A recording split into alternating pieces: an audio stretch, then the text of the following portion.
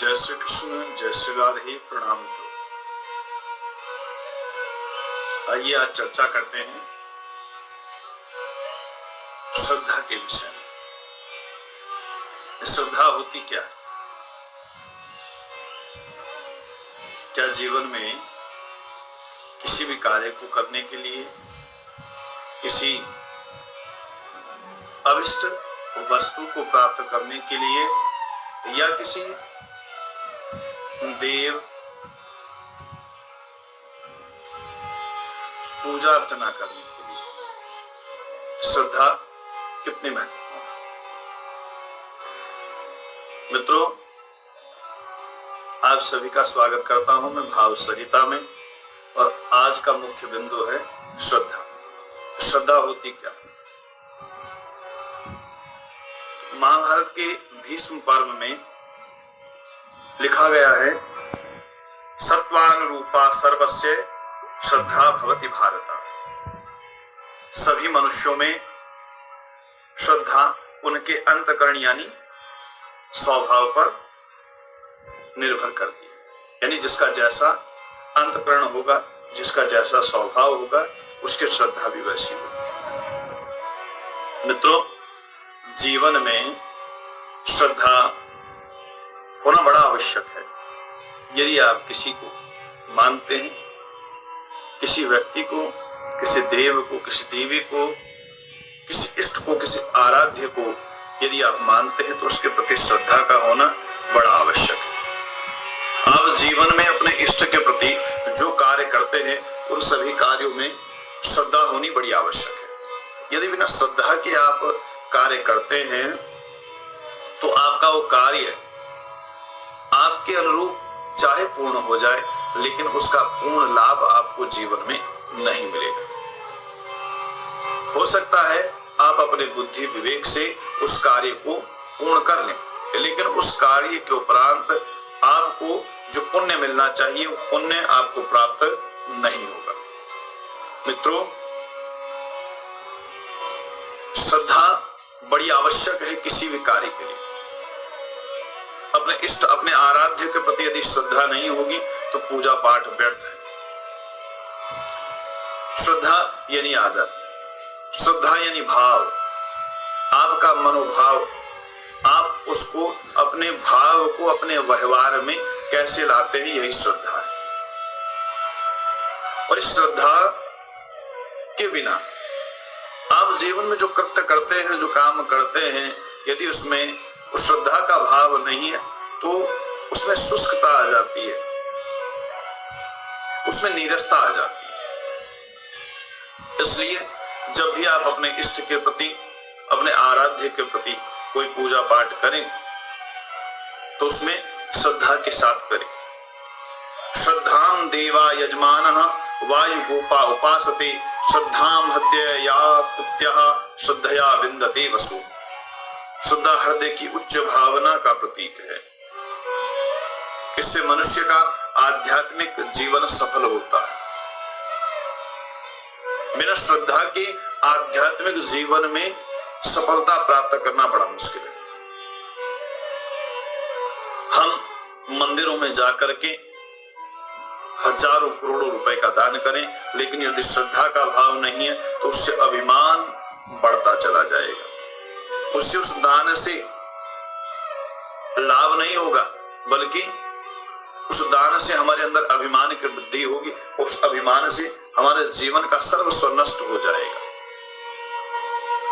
हमने यदि कोई दान दिया है, हमने यदि कोई कर्म किया है, किसी देव कार्य के प्रति, किसी देव स्थान के प्रति, किसी व्यक्ति के प्रति, और हम उसमें अहंकार के भाव से यदि उस कार्य को करते हैं तो उसका लाभ नहीं। ऋग्वेद में कहा गया है, श्रद्धाम प्रातर् हवामहि श्रद्धाम मध्यं दिनम परि श्रद्धाम सूर्यस्य निमृतिः श्रद्धे श्रद्धा पयेहना। श्रद्धा के द्वारा लोग शुभ और पवित्र कर्म करते हैं, इसलिए आत्मचिंतन, ईश्वर आराधना आदि के कार्यों के लिए श्रद्धा का होना बड़ा जरूरी है। श्रद्धा सांसारिक और पारमार्थिक व्यवहार में सफलता का आधार है। इसलिए अपने जीवन को श्रद्धा से ओतप्रोत रखें। यदि जीवन में श्रद्धा नहीं है तो फिर आप उस स्थान को, उस ध्येय को प्राप्त नहीं कर सकते जो आप चाहते हैं, क्योंकि श्रद्धा से ही। तू डाइटिंग कर रहा था ना? कितना किलो कम हुआ? ब्रो 0। कोटक नियो से ट्रेडिंग करने पे ब्रोकरेज चार्ज कितना है? 0। वेट लॉस हो या ना हो, क्योंकि श्रद्धा से ही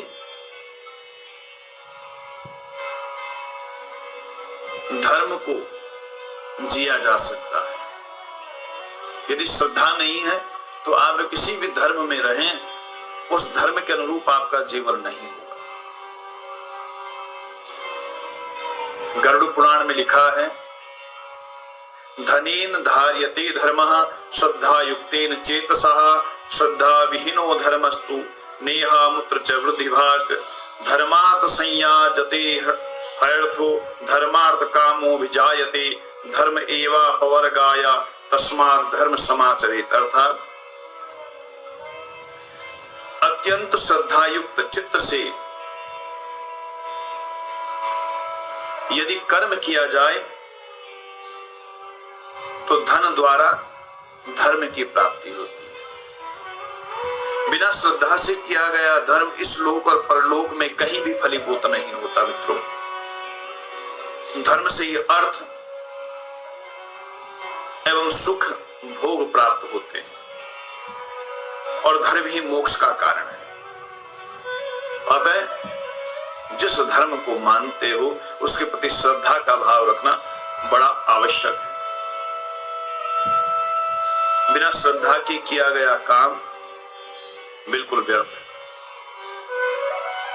जीवन में श्रद्धा आपका मनोभाव है, आपके चित्त की चेतना ही श्रद्धा है। और जिसका चित्त जितना निर्मल होगा, जिसका चित्त जितना उज्जवल होगा, जिसका चित्त जितना विकारों से रहित होगा, अभिमान से रहित होगा, उससे श्रद्धा उतनी ही बलवती होती है।